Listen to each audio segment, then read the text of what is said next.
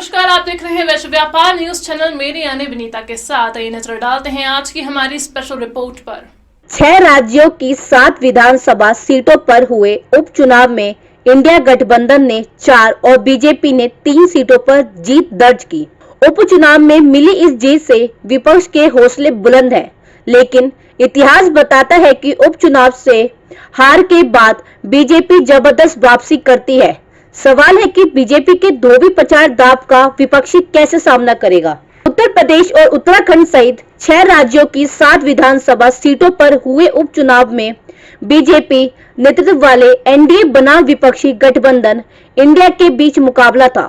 शुक्रवार को उपचुनाव के आए नतीजे में इंडिया गठबंधन ने 4 और बीजेपी ने 3 सीटों पर जीत दर्ज की। उपचुनाव में सभी की निगाहें यूपी की घोसी विधानसभा सीट पर लगी थी। यहां सपा प्रत्याशी सुधाकर सिंह ने बीजेपी के दारा सिंह चौहान को करारी मात दी।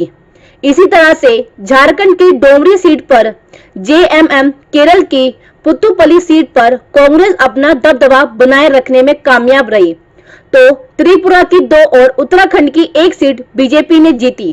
डोंगरी सीट से जेजेपी की प्रत्याशी बेबी देवी ने बीजेपी की सहयोगी आजसू पार्टी की उम्मीदवार यशोदा देवी को हराया है। पश्चिम बंगाल की धूपगढ़ी सीट पर टीएमसी की निर्मल चंद्र रॉय ने बीजेपी की तापसी रॉय को मात दी। केरल की कुत्थुपल्ली सीट पर कांग्रेस के चांडी ओमन ने लेफ्ट की जेम्स के थॉमस और बीजेपी के लिजन लाल को शिकस्त दी। वहीं उत्तराखंड की बागेश्वर सीट पर बीजेपी की पार्वती दास ने कांग्रेस के बसंत कुमार को हराया। ऐसे ही त्रिपुरा की बक्सनगर सीट पर बीजेपी के तफजल हुसैन और धनपुर सीट पर बीजेपी के बिंदु देवनाथ ने जीत दर्ज की। राज्यों की 7 सीटों पर हुए उपचुनाव को 2024 के लोकसभा चुनाव का लिटमस टेस्ट माना जा रहा था। उपचुनाव के नतीजे 4-3 के रहे। बीजेपी को 3 सीटें मिली तो विपक्षी गठबंधन इंडिया ने 4 सीटों पर जीत दर्ज की।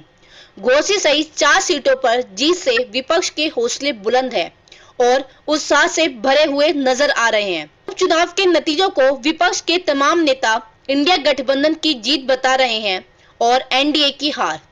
अखिलेश यादव से लेकर कांग्रेस और विपक्ष को तमाम नेताओं के बयान से ऐसा साफ जाहिर होता है। हमें उम्मीद है आपको ये रिपोर्ट पसंद आई होगी। इस तरह की खबरों से जुड़े रहने के लिए हमारे YouTube चैनल को सब्सक्राइब कर वीडियो को लाइक जरूर करें।